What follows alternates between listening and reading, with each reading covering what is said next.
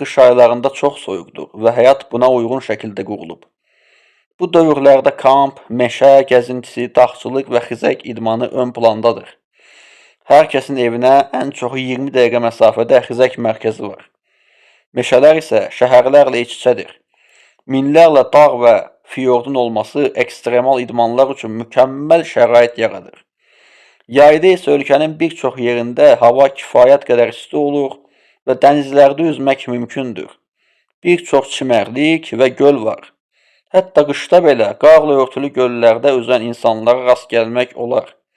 İsti su mənbələrinin olduğu bu göllərdə insanlar qışda üzməyi çox sevirlər. Gənclər isə yayda həm də qışda bu yerlərdə kamp etməyə üstünlük verirlər. Bütün bu fəaliyyətlər zamanı təbiətin möhtəşəm hadisələrindən biri olan şimal işıqlarını izləmək Norveçlilərin ən böyük şanslarından biridir. Şimal işıqları dünya